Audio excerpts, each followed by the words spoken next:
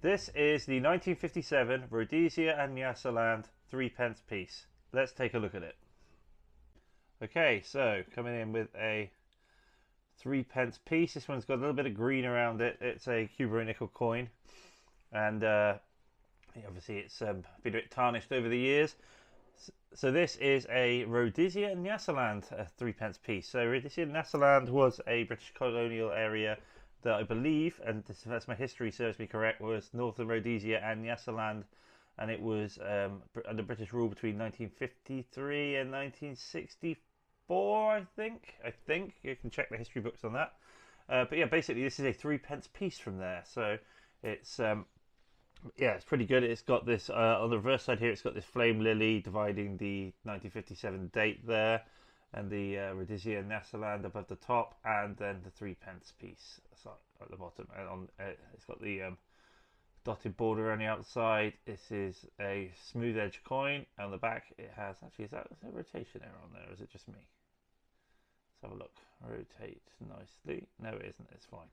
It's got a portrait of Elizabeth II on the back. That's Mary Gillick's one. I believe that's that's going to be the first portrait, isn't it? Yeah, Mary Gillick's first portrait. So it says Queen Elizabeth II on it, and yeah, that's it pretty much for that. So the lettering is does it say MG in the end? I thought sometimes it does on these. No, it doesn't. Anyway, so yeah, so it should have it should have a Mary Gillick somewhere on here.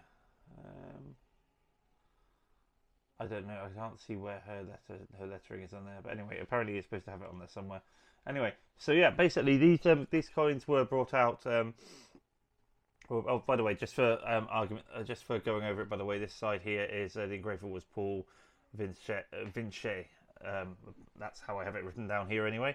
So the mint was actually at the Royal Mint for Tower Hill, London. So that's where these came from, and these coins were minted for Rhodesia and Nyasaland, which was only under rule for just over 10 years. So, you know, it's a whole Rhodesia colonial situation back in the 50s.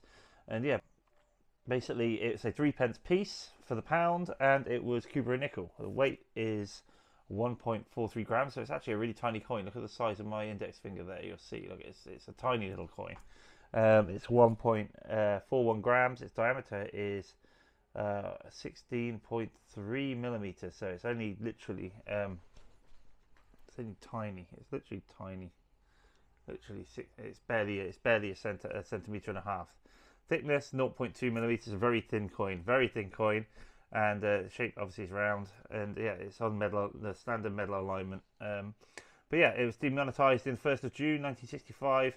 And yeah, this is just a nice bit of history actually. So there's one of these going on sale online for $66, and I don't see where that's coming from, because it's about these are worth about £1.50 generally. Interestingly, this is from 1957, which 6 million of these were made, and yeah, basically, it's you know, that was the highest minted year. The other years, 55 was only 1.2 million, 56 3.2.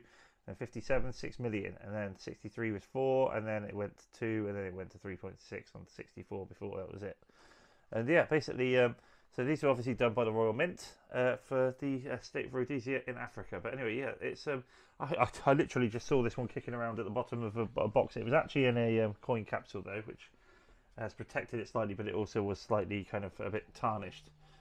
But overall, it's not a bad little coin. Nice little bit of history, and I'm glad I've got it in my collection. Although it is a bit tarnished, to say the least. But you know, they say never clean coin, so it's going to have to live like this from now on. But yeah, interesting coin. I do like that one, and the fire lily's really interesting design on it as well. So yeah, nice to take a look at something a little bit different. But it did come out the Royal Mint.